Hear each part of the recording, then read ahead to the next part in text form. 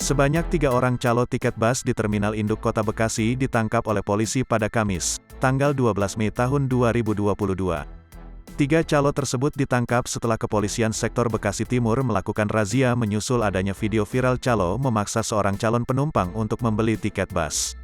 Pemeriksaan di lapangan terhadap orang-orang yang dicurigai sebagai calo angkutan umum dan berhasil mengamankan 3 orang. Jelas Kapolsek Bekasi Timur Kompol Rusid Malaka dalam keterangannya, Kamis. Dari hasil penangkapan, polisi mengamankan puluhan tiket dari tangan para tersangka. Sebanyak 20 bundel fotokopi penumpang tidak ada nama PO, 2 bundel tiket penumpang asli PT Dieng Indah, 1 bundel tiket penumpang asli PT Maju Muda, dan 1 bundel tiket penumpang PO Safari, kata Rusid. Selanjutnya, ketiga orang calo tersebut dibawa ke Mapolsek Bekasi Timur untuk dimintai keterangan lebih lanjut.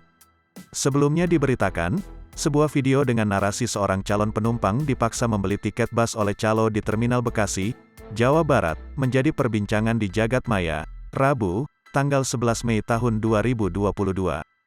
Dalam unggahan di salah satu akun Instagram, dinarasikan bahwa calon penumpang itu tiba-tiba didatangi seseorang, kemudian langsung ditawari tiket.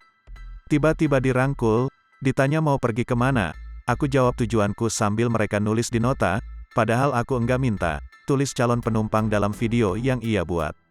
Mengetahui ada gerak-gerik mencurigakan, calon penumpang tersebut tidak memberitahu identitas dirinya.